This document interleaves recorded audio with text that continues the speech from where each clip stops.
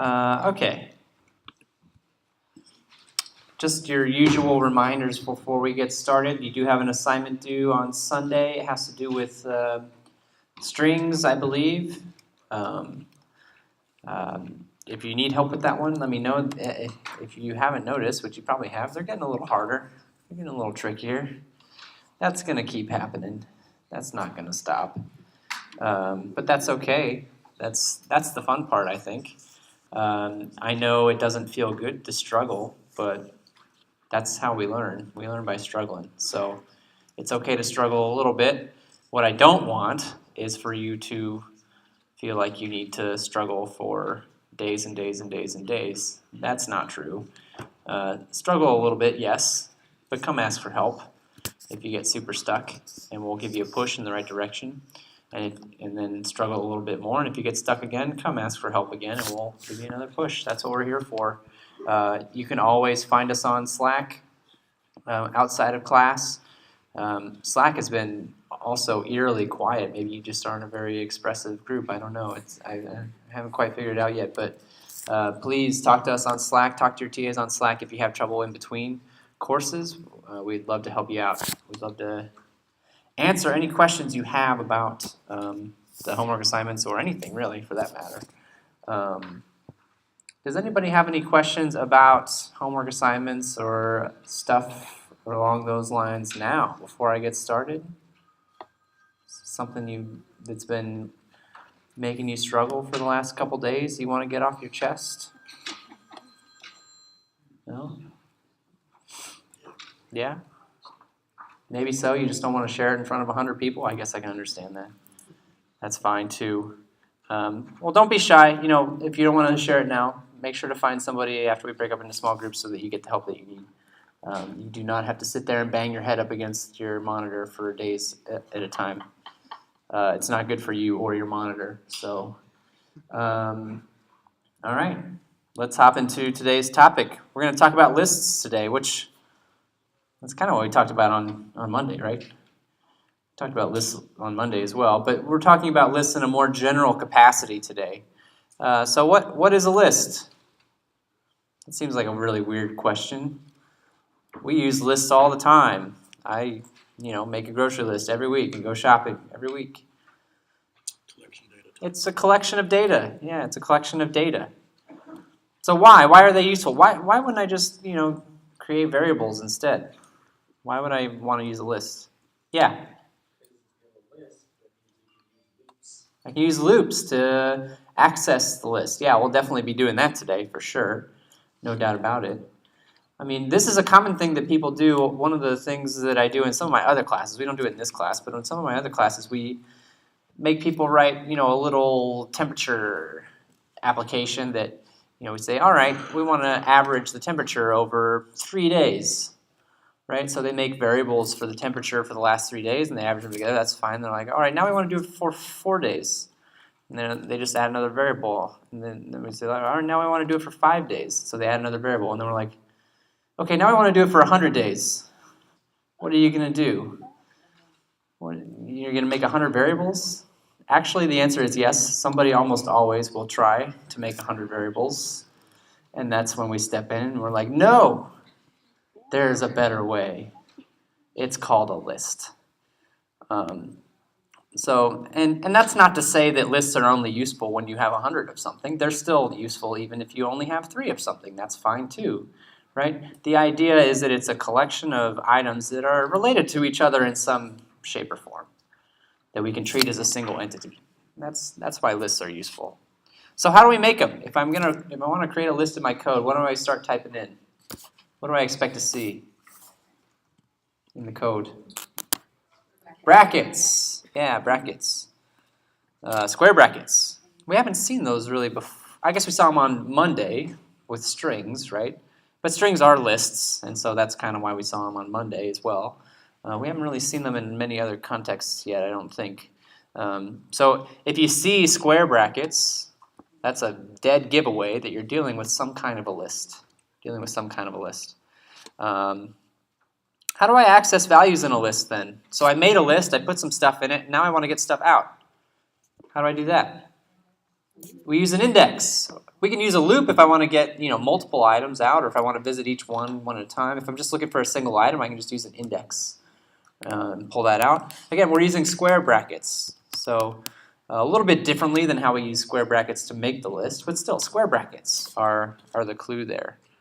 Are lists mutable? They are. So what does that actually mean?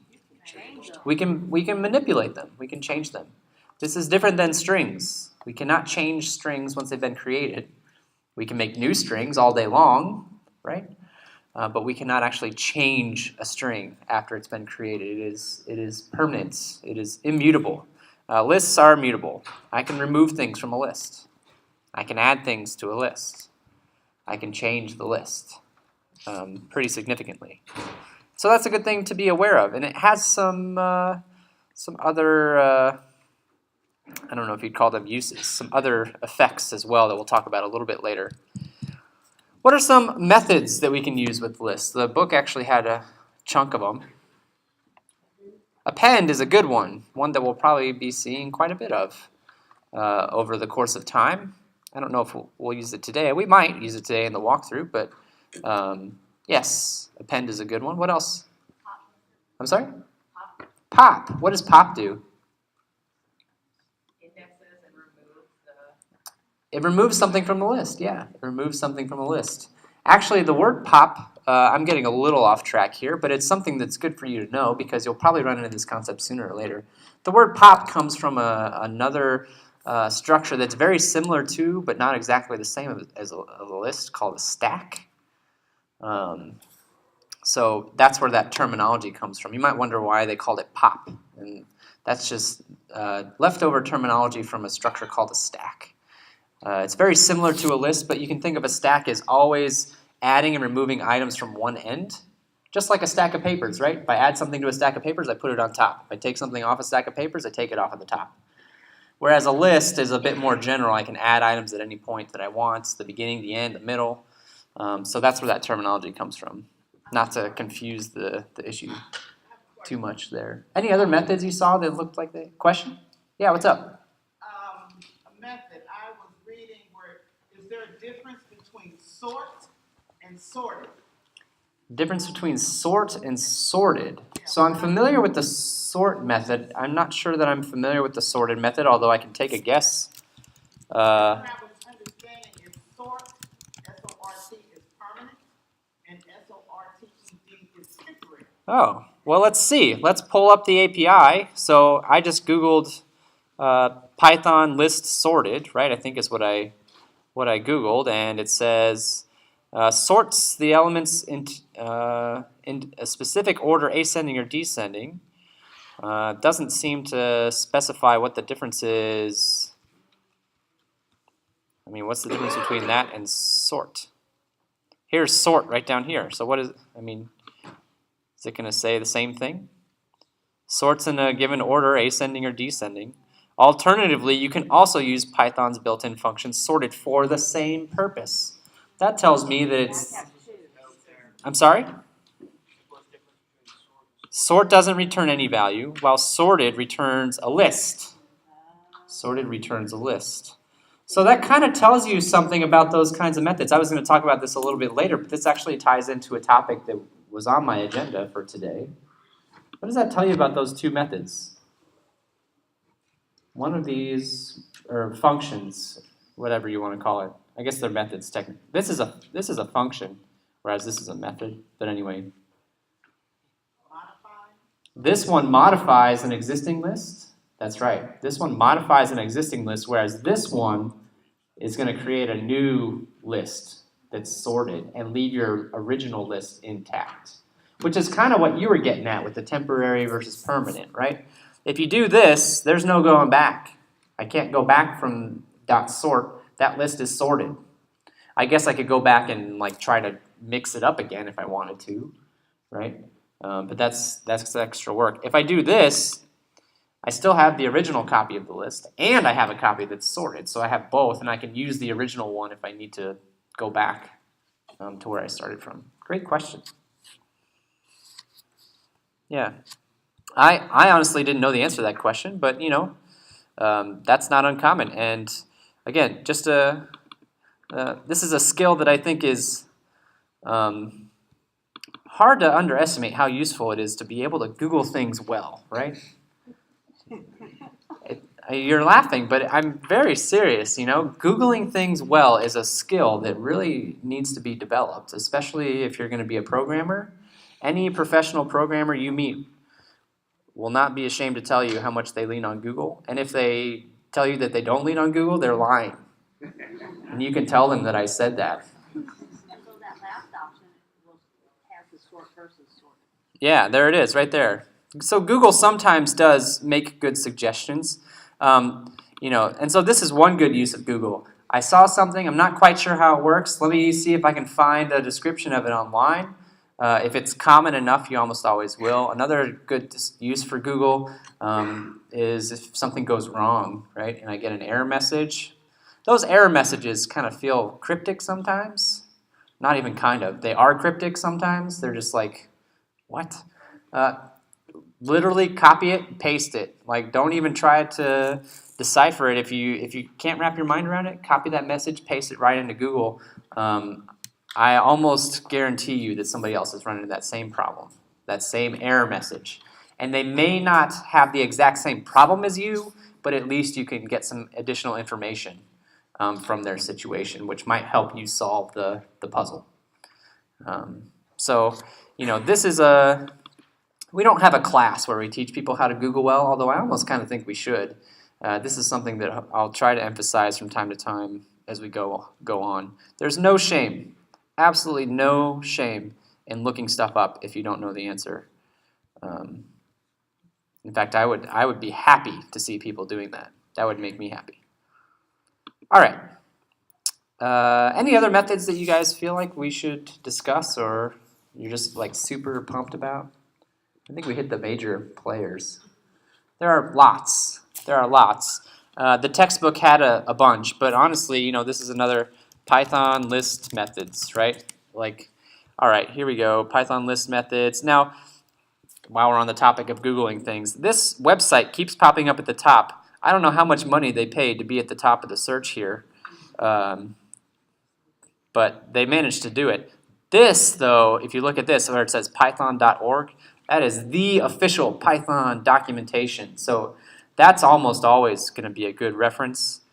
And so you can see, oh man, lists. Here we go, a bunch of stuff, right? There's pop, index count, there's sort, reverse, copy.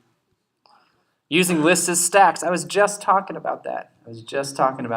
Yep, pop, perfect. Queue is another data structure. We're not going to get into that today. Sorry, I love talking about data structures, but I will restrain myself for now. Okay. Focus. I just drank a cup of coffee, I'm sorry. Yeah. I needed it today. All right. So I've given you a list, and this list actually, well, did I give you one list? I mean, kind of, right? But it's got lists inside of a list. What do we call that? A sublist? Or you might hear that referred to as a multi-dimensional list, perhaps. So a single-dimensional list would just be one list with values, and then if I have a list inside of a list, that adds another dimension to the list, right? But anyway, here we've got a list, some lists inside of a list, and so my question is, how do I access the one? So let's say this list is in a variable. Call that variable whatever you want, x, right? How do I get the 1 out of here? What would I say? X brackets 2 brackets 1. X brackets 2 brackets 1. So I need two numbers, right? One number is not going to be good enough for me to get the 1 out because it's inside of a list that's inside of a list. So I need one number for each list that I'm accessing. So the first list is at position 0, 1, 2. That gets me here. But I still have to figure out how to get the 1 out of here, which is at position 0, 1. So I would have x brackets 2 brackets 1. Make sense? So then how would I do the 11? Similar story, right? That's 1, 2. So the 1 gets me to this list, And then the 11 is the position 0, 1, 2 of this one. So it'd be x brackets 1 brackets 2.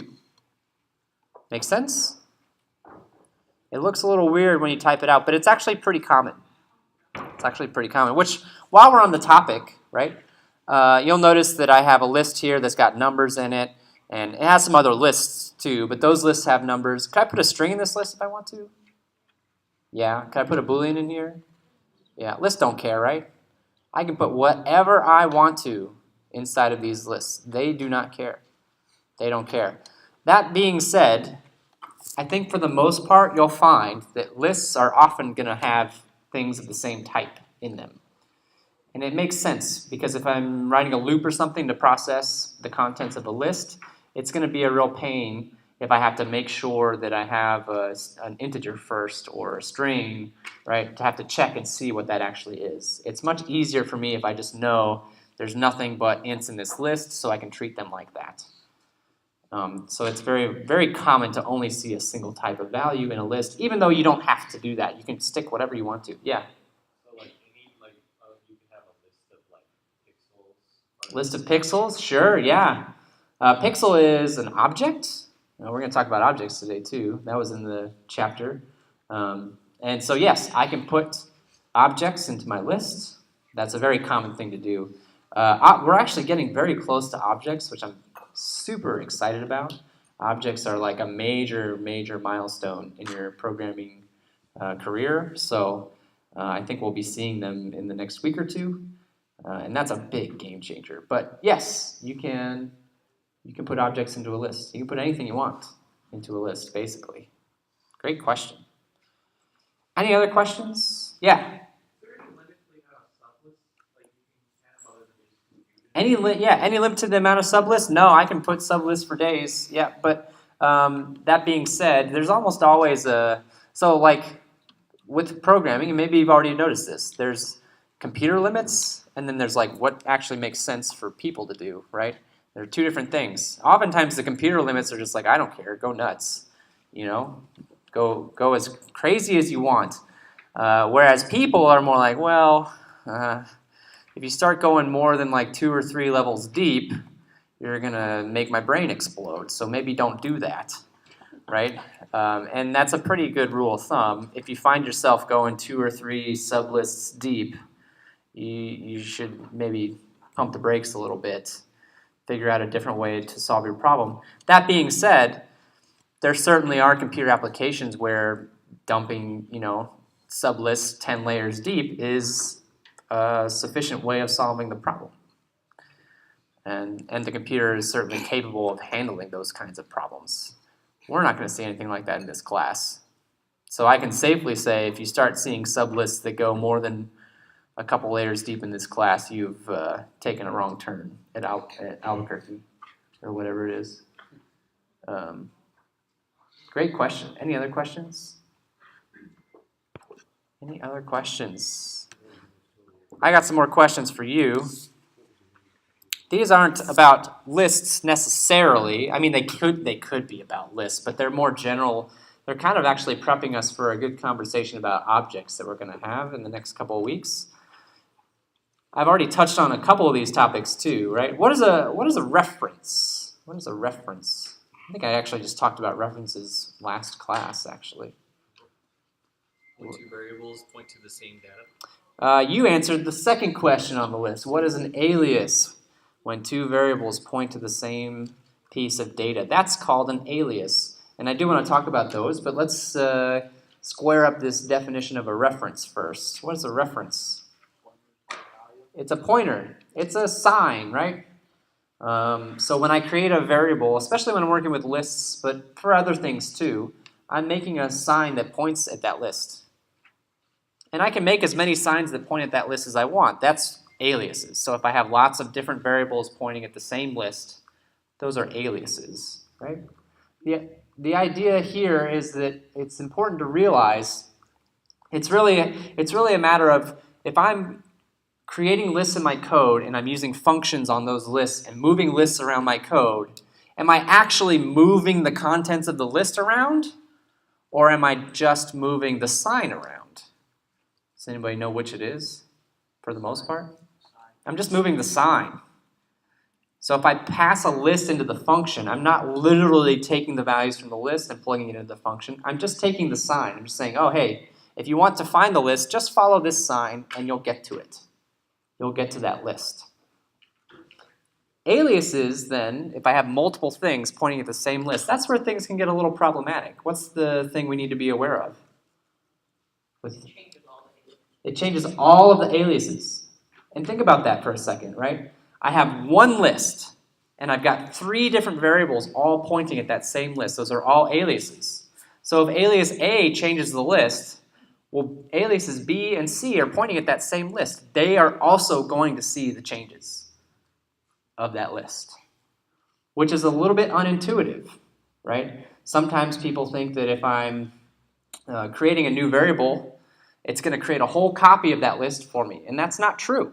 It's not going to create a copy of that list unless you explicitly ask it to make a copy of that list, which we can do very easily.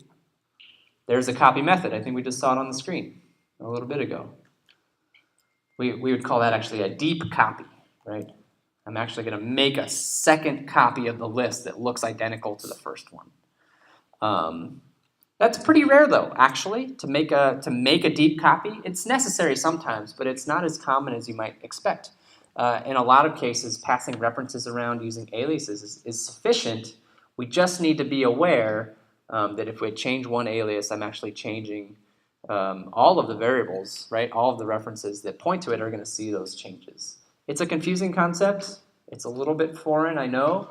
It's a little bit abstract, but we're trying to get you used to the idea of how the computer sees the world, which is really important.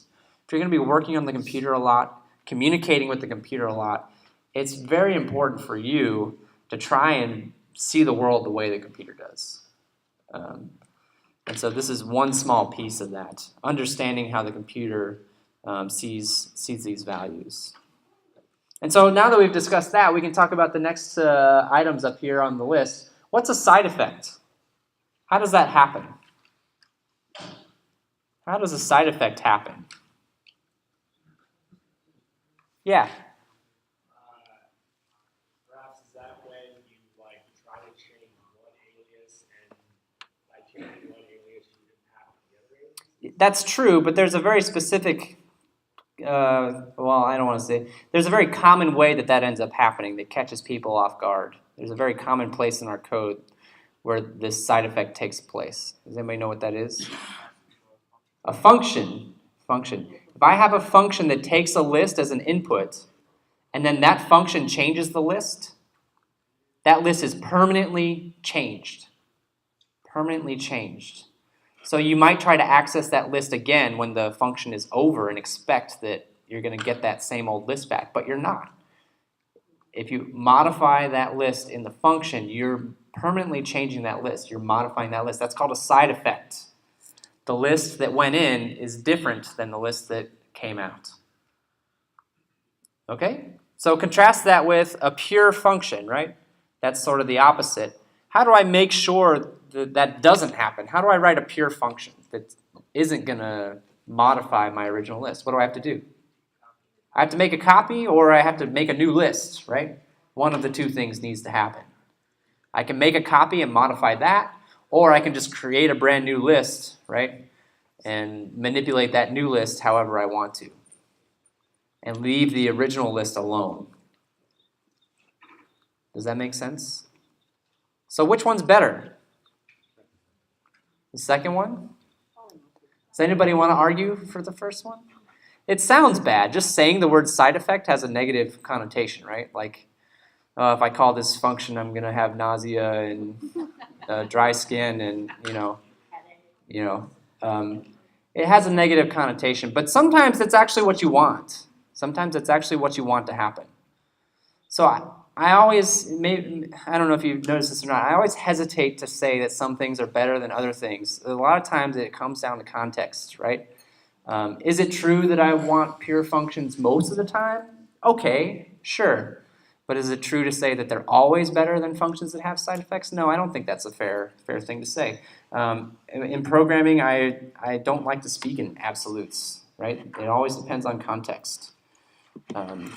I do think pure functions have an advantage where, by not manipulating the original list, it seems a little more intuitive, right? It seems a little bit like it flows a little nicer, like your program's going to make a little bit more sense when you run it. Whereas side effects can be a little bit jarring. I just called this function and now my list is different. Ugh, right? It just feels a little weird to people. They're both okay. It's just a matter of what you're comfortable with in the context of the program. Are there any questions about that? It's an important topic. It's a hard one to talk about, but the farther we go down this road, the more tricky questions like this we're going to come across, where there aren't necessarily right or wrong answers. That's part of programming. That's part of life, right? A lot of times. Before we do the walkthrough, last question. What is a list comprehension? This topic really throws people. I'm not sure if you guys like list comprehensions or hate them. What I find a lot of times is that I talk about list comprehensions and then nobody ever uses them ever for any purpose whatsoever. I would encourage you to at least give them a try. I'm not saying you have to like them. I don't like Brussels sprouts, but I still eat them sometimes. Right? If I order something at a restaurant and it comes with Brussels sprouts, I'm going to choke them down because I paid money for that thing. Right? It's healthy, I guess is what I'm saying, to do things that you don't like sometimes. It's good for you. It builds character. I'm a dad now. I'm allowed to say stuff like that.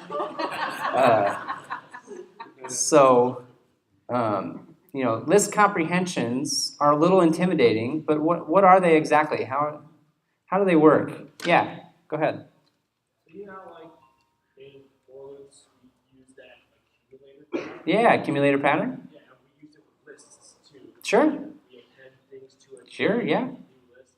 So the list comprehension is just like a sleek one-line way of doing it. You nailed it, man. You absolutely nailed it.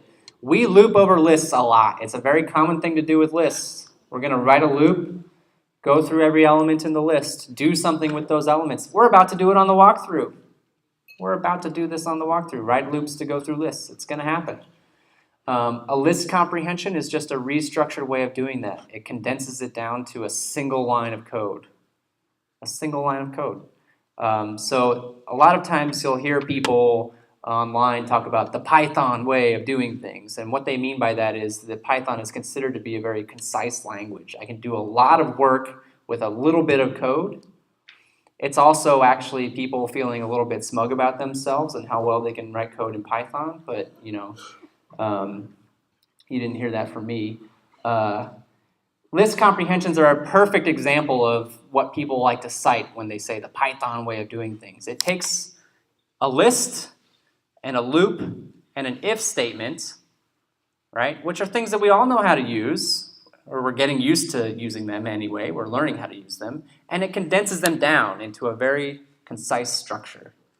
So what is that structure? What do I see first? If I'm writing a list comprehension, what do I write first? Variable name, some kind of an expression, I believe is how it's officially defined, some kind of an expression. So it could be an arithmetic expression, or I could even call it a function, I think, for that expression. It's basically, what do I want to happen to each element of this list? What's the thing that I want to happen? Maybe I want to square each value. I think that's the example that's in the textbook. Okay? And then what comes after that expression? 4. So that's the loop part, right? And then after that, what comes next? Whatever you want to change. It's the elements of whatever list. the elements of the list. It's the actual elements of the list, right? And then what comes after that? The list. Let's look it up. Python list comprehension. Let's look it up. I don't know what website this is, but it's probably okay. Expression, for loop one or more, or let's see if I can get a good example. Here we go. Zoom in, if I remember how to do that. This is a loop list comprehension right here.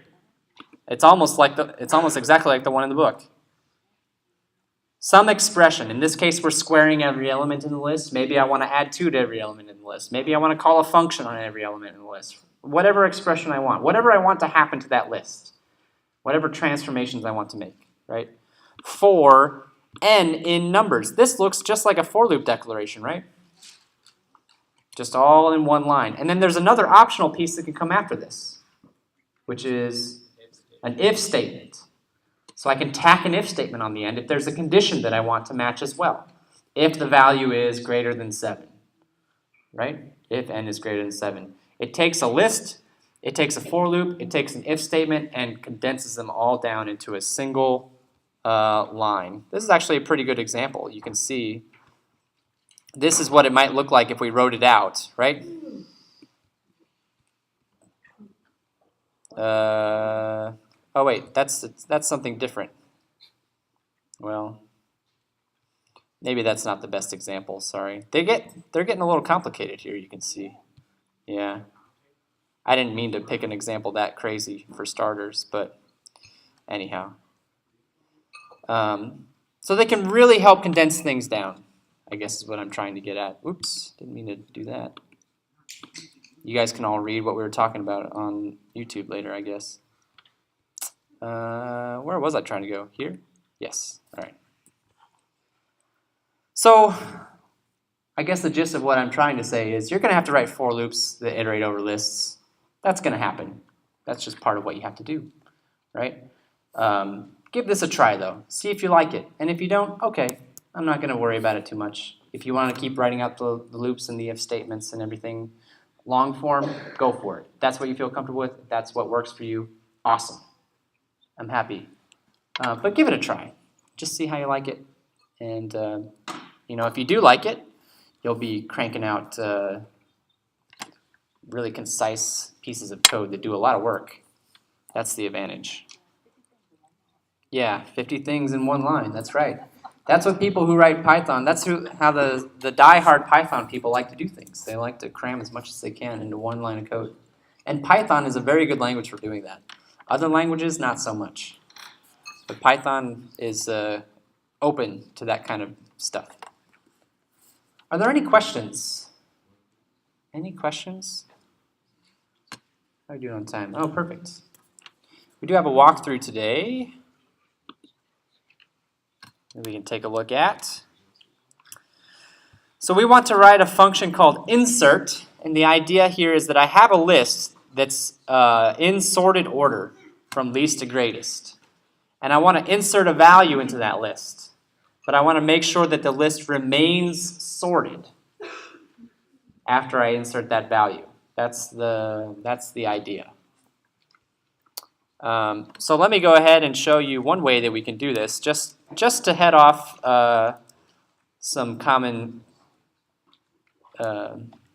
things that I hear about this. Here's one way we could do this. I could say, well, how do I add this number to a list? Can somebody help me out with that? How would I do that? If I just want to add the number to the list, I don't care about the sorting, I just want to put the number in the list. How would I do that? Append. All right, cool. Sorted list dot append num. All right. Sorted list dot sort. Done. Yep, done. Oh, nope, got none. What happened? Return. Oh, it doesn't, you're right. I have to do it on the next line, sorry. This is being a little bit too clever. Return sorted list. There we go. Pass, there we go, we're done. But that was cheating, so we're going to do it over again. And we can't use the sort method this time. Which I know you're like, well, but hey, that's a very quick and easy way to do it. And you're right, that's true. But that doesn't teach us how to manipulate lists. So we're going to do it the long way. No sorting allowed. No sorting allowed. Let's do it over again without sorting this time. So I've got a list, and I've got a number that I want to put on the list. Let's think this through in English first. What's the first thing that I need to do? What's the first thing that I need to do? I've got a list and I've got a number that I want to put in that list, but I want to make sure everything remains sorted. So what's the first thing I have to do? Find the index of the first number that's. I have to figure out where that number goes, right? I have to figure out where in the list that number should go. Do I know where it should go? Like, do I have any idea? Do I have any idea how long it's going to take me to find that spot? Well, if it's a long list, it would take you a long time if it was a number that wasn't. It could take, so if it was a long list, it could take me a long time, or I might find the spot right away, right? It could be very close. It could be at the beginning of the list, or it could be all the way at the end, and I just don't know. I have no way of knowing whether the value that I'm inserting is going to go in the front of the list or the back of the list or somewhere in the middle, right? So that sounds like a good use of what kind of structure? I'm sorry? A while loop. A while loop. I don't know how many times I don't know how far through that list I'm gonna have to go through to find the position where it should go. So, while what? While the number being inserted is what? Greater than the list values, right? Keep going, sure. We'll come back and fill this in actual code eventually, right? Keep going. Or what do I really want to do? I need to know the exact position, right? The exact position.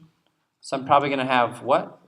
Probably some kind of a variable, some kind of a counter, right? Keep counting.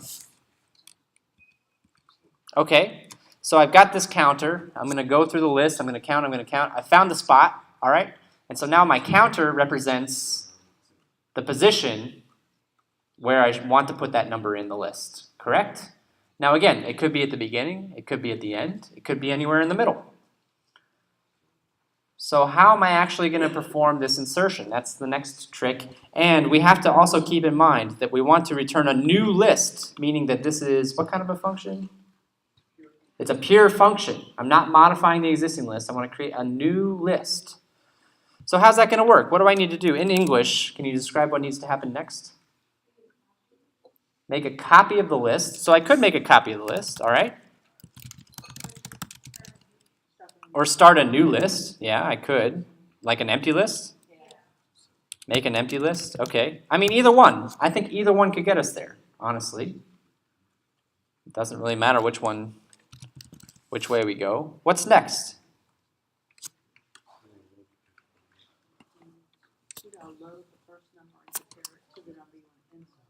I gotta load. So I know where I want this number to go, right? I've got some variable that I'm counting to track the position. So once I figure out where it should go, I need to grab everything from the beginning to that position, right? So copy over first part of list. So I've copied over everything up to the position where I want this number to go. What's next? Put the number, right? So add the number to the list. And then what's after that?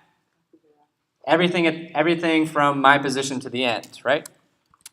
Copy over last part of the list. And then finally, we'll just return the list.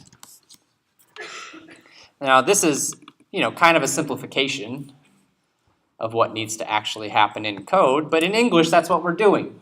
In English, that's what's happening, right? There's probably 10 different ways we could solve this problem. So let's get started and see if we can turn this into code and make this do what we want it to do. We pretty clearly have a while loop situation going on here. So we said while the number being inserted is greater than the list value. So number is greater than what? What do I put here?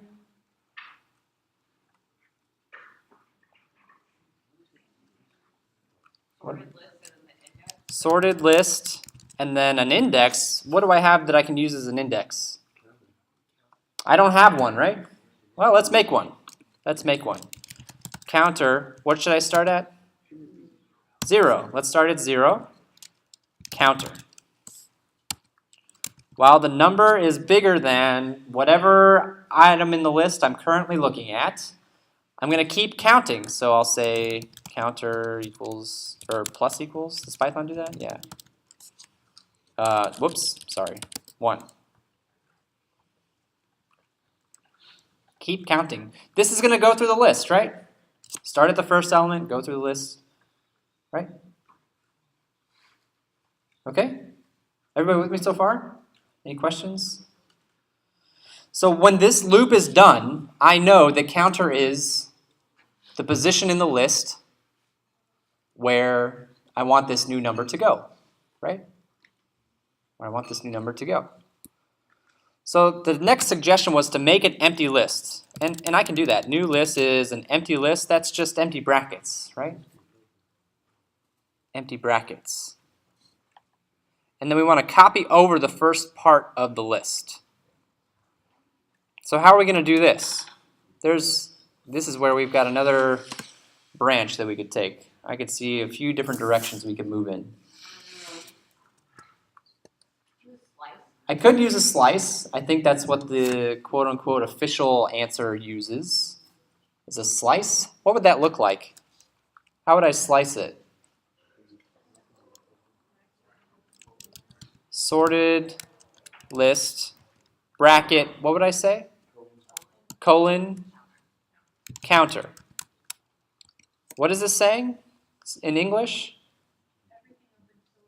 Everything up until this index, right? But not including it. We stop short. We always stop short, one short of there. I'm sorry? Counter plus 1, what do we think? We want it in the place of the counter. We want it at the place of the counter. Because this is the position where the next number is going to go. So stopping one short is perfect because I'm about to add the number next. That's the next thing I'm going to do. So it'll be at the right position. Does that make sense? Plus 1 would be off. It would be off by 1. So I'm going to add the number to the list. I could say, well, wait. I screwed up a little bit here, right? New list equals. Well, then wait a second. Do I need to do this? No, not really. I don't have to do this. It's not necessary. But maybe we'll solve this problem a different way. Maybe we'll solve this problem a little bit differently in a second. All right, I'm going to add the number to the list, which, how am I going to do that? New list.append, the number, and then I'm going to copy over the last part of the list. How's that going to work?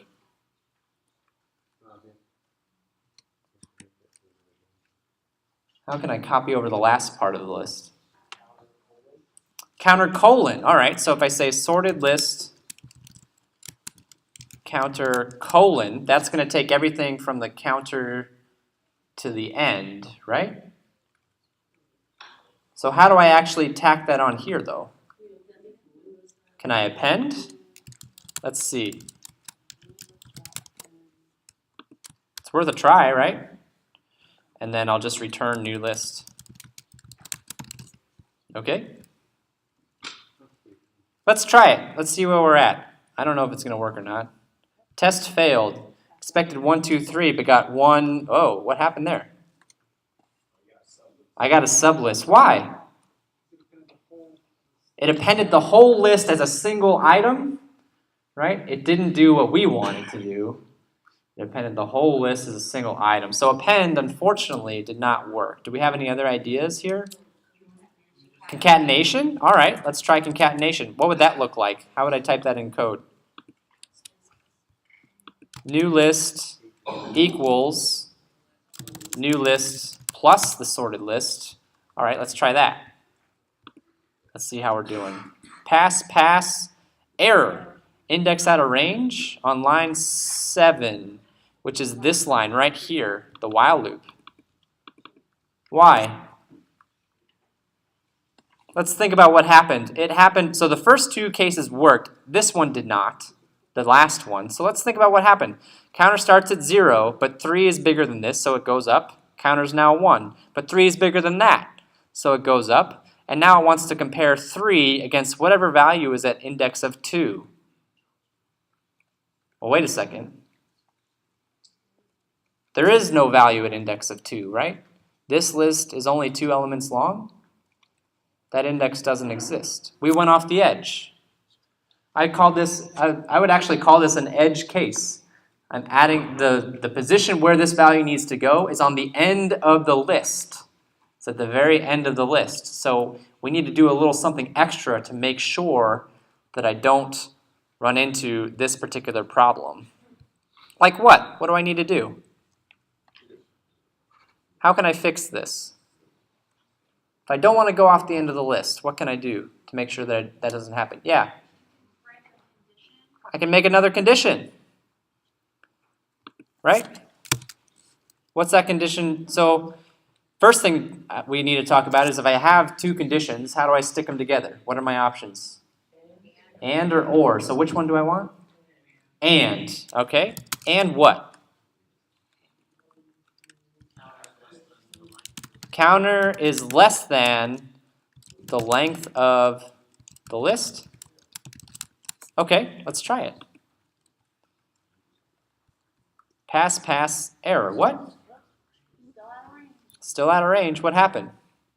This is a little tricky. Yeah, what's up? Doesn't the len start counting at 1? So you just subtract? Nope. Not quite. Not quite. It's a tricky one. I'm sorry? +1 on the length? I don't think so. -1? Yes, in your index is the last item. So if I say -1 here, the length of the list is 2, right? And so we would be saying that the counter can only be 0, correct? Because 2 minus 1 would be 1, so it has to be less than 1. The only number it could be is 0. So if I put a -1 here, what's going to happen? It failed because it inserted the 3 one spot too early. So I didn't go off the edge of the list, but my counter can only ever be 0 or 1, and it needs to be 2. Yeah? Do you subtract 1 from counter? Subtract 1 from the counter? Yeah, it sounds kind of like. I mean, I'm all for a little bit of trial and error. I got no problem with it. But let me say this: we're kind of cold right now. We're not moving in the right direction here. So, I saw somebody put their hand down. Yeah, what's up? Less than or equals? So let's think about that for a second. That means the counter could be the length is the length -1. Okay, let's try it. Pass, pass, out of range because the length is 2. 2 minus 1 is 1. The counter can be 1. So let's think about what happens. The counter is 1, but it still hasn't found the right spot yet, right? It's still greater than the number that's at position 1. So it increments the counter again. The counter is now 2. The counter is now 2. And that's what's causing the problem. There is no index 2. The solution actually has nothing to do with subtraction or addition or the number 1. In fact, we don't actually need to write any additional code to fix this problem. I would call this an order of operations problem. Yeah. I guess at the end of the list, you could just return the number if the while doesn't, like outside of the while loop, you could return the number. Outside of the while loop? Well, the problem is I'm never going to get here because the error is going to happen as part of the while loop. I think it's an order of operations problem. When I get to this while loop, the first thing that it does is it asks if the number is greater than the sorted list at this position. But this position is what's causing the problem. It's off the edge of the list. So let's swap the order. Let's check this first.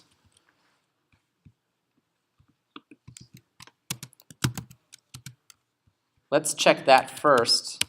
I'm going to switch this back to strictly less than. Make sure that the counter is within the right range first, and then check to see if it's greater. It's an order of it was operating left to right, just like we read a sentence in a book. So it was trying to see if the number was greater than the value in the list first, before it checked to see if the counter was too large. That's backwards. Check to see if the counter is too large, and if it's not, then check to see if it's bigger than the value in the list. Does that make sense? What the problem was there? Does that make sense? Hopefully. We can run it again and see. Pass, pass, pass. It works. No errors. No. That was a tricky problem, though. These things are important. And it just takes a little bit of practice and experience, honestly, to reason about things like this. If you see an index out of range error, that's what we were dealing with, index out of range, right? You have to ask yourself, all right, where in the code am I using an index that could be out of range? And if it's telling me that this line is the problem, it has to be this. There's no other part of this line where I'm using an index. There is no other part of this line where I'm using an index. So this has to be the problem. And then we have to think about, okay, well, how can I fix it? How can I make sure that that doesn't happen? I need to check to make sure that the counter is okay before I plug it into this list. I need to do this check first. That was a tricky problem. Any other questions? Yeah. Wouldn't a for loop here be actually kind of ideal? A for loop. How so? So, start as you don't need a counter, right? You have the loop variable be the counter. And then you have a if, you have a condition, so for I range, the length of the list. You have the condition that if it ever gets greater than the number ever gets greater than I, Yeah. then you return the position. Otherwise, you add it to the end of the list because that means it never gets greater. And so you have that instead of the while. I'm not sure I follow. I think you could use a for loop, actually. I think a while loop is a better fit, but I think you still could use a for loop. So if I follow you correctly, let's see if we can do something equivalent with a for loop. It's a good exercise, actually. So what would I say? I would say for value in sorted list, right? So you want to index by value, not by. You want to do the range? Okay, let's do the range. That's fine. We can do the range. For I in range len sorted list. Then I can act as a counter. So then I can act as a counter. That's true. So then how do we stop, I guess, is the question. How do I make sure that we stop and get the right value of I back out? That's the question that I have. If the value of the list at index I is greater than the number, Okay.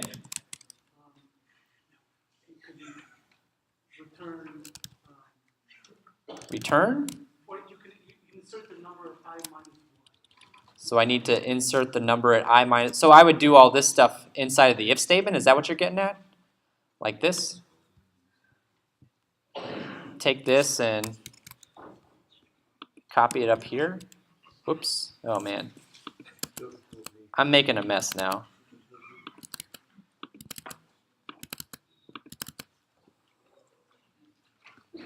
I'm willing to entertain this idea for a little while. So we don't have counter now. We have I, return new list. We're not using this code anymore at all right now. I can just comment it out for the time being. We know that it works. I'm just curious. I've done this exercise many times, and I've never done it quite like this, and I'm just curious to know if it can be pulled off. So let's try it. Let's see what happens. You're going to need an else too, because in the last case, it never gets the sort of the I never gets greater than the number. Right? Oh, okay. So in other words, if this never happens, right? Then okay. Well, let's see where we're at so far, and then deal with that situation if we need to. Pass, pass, failed. All right. So that's actually already sort of a good sign, right?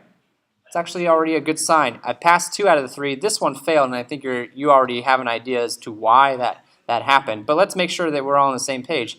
If I never find, if I never find a value in the list that's larger than the number, this will never happen, right? This code will never happen. I'll never hit the return statement. But I know that the number should just go on the end of the list at that point, correct? Should just go on the end of the list. So in other words, if I make it all the way through this for loop and I still haven't found what I'm looking for, what do I have to do? Just tack it on the end. But we need to be careful. I want a new list. I don't just want to call append on the old list. I want a new list. So how would I do that? This is a good example of using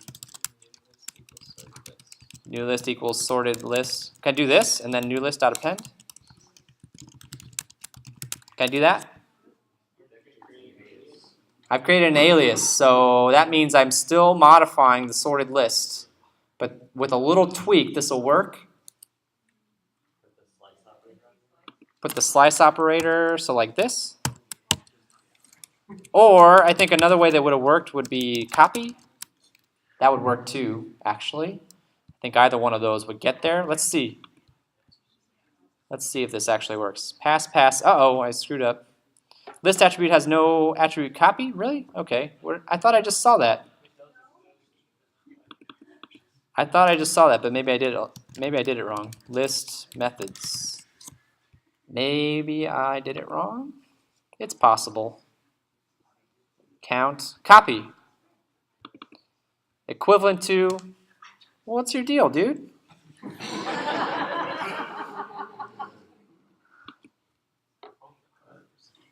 I don't know. I don't know why that doesn't work. What version of Python is this for? 3? That's what we're using, right? I don't know. But I know that the slicer should. Oh, test failed. Oh, I know what I did there. Whoops. I didn't return it. Yeah. Return new list. My bad. Let me try one more time. All right, cool. It worked, and we did it with a for loop. Nice. That was fun. That was great. Which way's better? I don't know. They both have their pros and cons, I think, right? This way is a little bit more concise. You can see it's a little bit more concise. Just slightly shorter, I think. But that's not always the way to measure whether something's better or not, is how short it is. Sometimes it's just what makes things more comfortable for you. What do you understand? That's a better metric, I think, than how short or long a piece of code is. How well do you understand it? How well do you think other people will understand it? That's a better metric. This is fine. I like this solution. I think it works great. Cool. Two ways of solving this problem. I love it. I think we could we simplify this even more? I think we could, right? Are we allowed to use insert or Well, that cheating? yeah, that would take all the fun out of it to use insert. But that is a thing that exists. For sure. Here's what I was thinking is this line of code works just fine. But another way you could consider doing this. Do I have time? Oh, I have a little bit of time. I'll leave you with this final alternative. Somebody earlier suggested make an empty list, and I really wanted to follow that path. So what would this look like maybe if I created an empty list first? I wouldn't have to do this now, right? Or even this. Well, no, it'd still be a little tricky. Here we go. I could do something like this. Else new list dot append sorted list at I. It's a slightly different way of getting there. I'm basically saying, all right, if I haven't found the position yet, add it to this new list that I'm creating. And then when I find the position, append the new number, tack on the end of the list, and we're done. It didn't really make it any shorter. It's just an alternative way of getting there. Just another way of getting there. In fact, you could do a similar thing down here for the while list as well. Make an empty list before you enter the while list, and then add values into it as you do the counter, because you're visiting those values anyway, right? Might as well stick them in the list while you can. I think it'll still work. Let me see if I screwed it up. No, okay. It still works. There we go, another solution. And there are plenty of other solutions that are out there. That's one of the things that I love about programming, is that there's going to be different ways of solving these problems. The way we did it here is a little bit closer to what the quote-unquote official textbook solution is, right? But it's by no means the best solution or the most correct solution. It is a solution, and I like this one too. I like this solution a lot. Are there any questions before I get off the stage? Yeah, in the back. Can you post this to Slack? Absolutely, yeah. The compared? Absolutely, I'd be happy to. I'll do it as soon as I'm done. Any other questions? All right, you have a studio for today. It's about sorting.